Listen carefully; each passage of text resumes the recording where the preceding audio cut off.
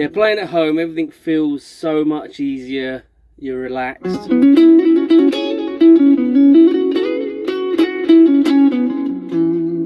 you get on stage. Can't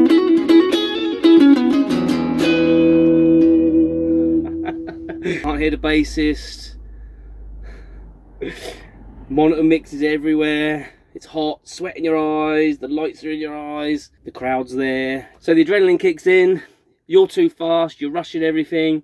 The drummer's too fast, he's rushing everything, the whole band is falling apart. It sounds like a first rehearsal, even though you've been doing it for months and months and months.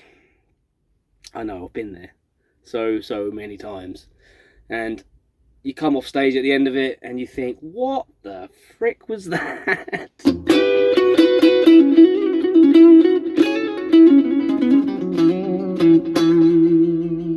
So you come off stage and you think, oh blimey, I could play much better than that. What was that all about? You know, and yeah, you start kicking yourself, and then you think, you go away, and then you think, well, I just need to practice more. I just need to do more and more and more.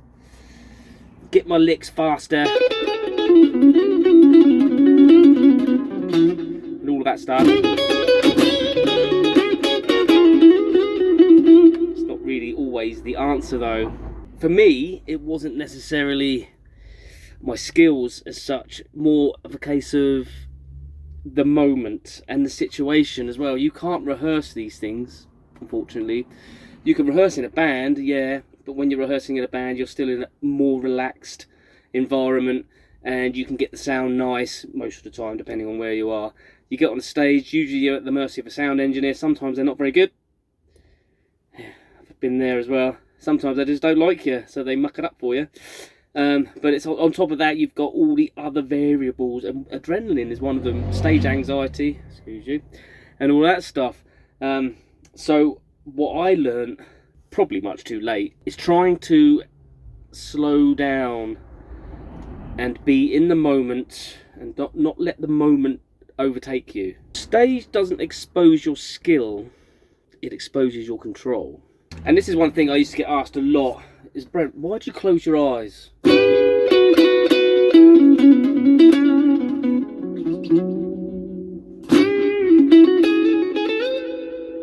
Sometimes you need to see that.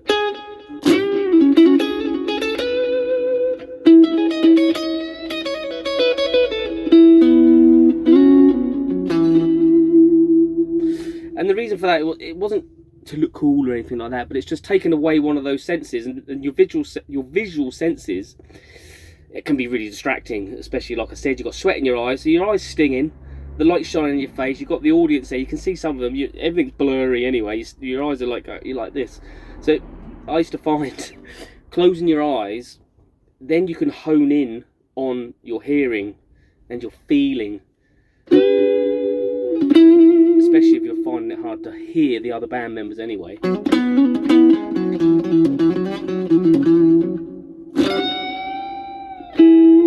And for me, that helped a lot. And just realising that whatever speed you think you're playing, you're probably playing a lot faster than you think you are. A lot of times we came off stage, thought we did great, probably did do great in most people's eyes, you know, whatever, but for your own thing, watching videos back and stuff, you're like, whoa, that's way too quick, you know. And at the time, you're like, hey, just in the adrenaline, in the excitement. So, deep breaths, eyes shut, concentrate, feel it. Don't let it take you, you know.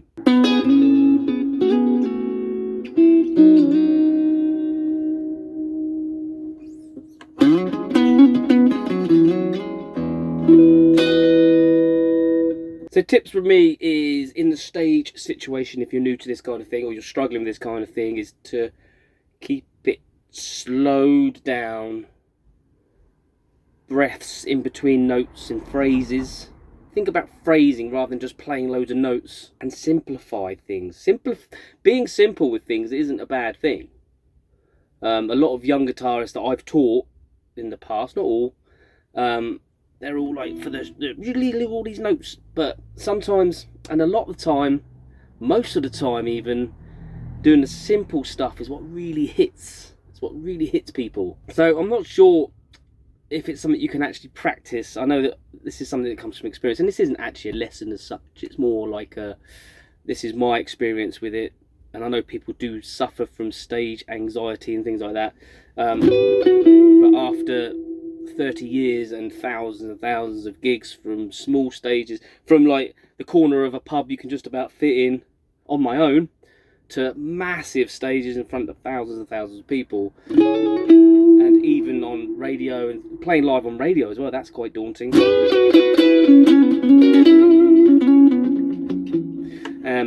Yeah, it's staying calm is something to practice. Being calm under pressure. Anyway, and I suppose one thing that does help with your nerves is being prepared. So practicing as a band, practicing what works, is a very, very good idea. And practicing your skill, obviously your craft, you want to be as good as you can be. But not letting the adrenaline, the nerves, the environment take anything away from you as much as possible anyway. It's a little bit of a weird one for me today, but I thought I'd share that with you because I do get asked these things. It got to a point in the end where I did so many gigs where I just didn't faze me anymore. So that's another thing. The more gigs you do, the more you put yourself in that environment, the easier it does get. Anyway, I'm going to leave the video there. Don't forget to like, comment, subscribe, and that good stuff. Hope it was insightful for you.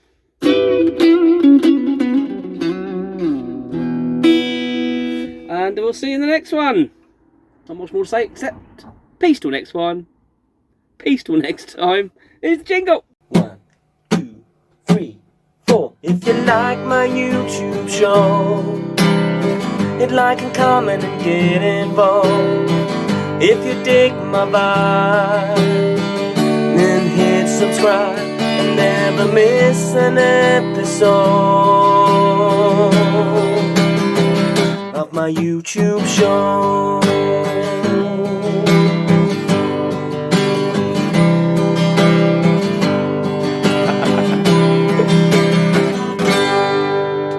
Peace. Till next time.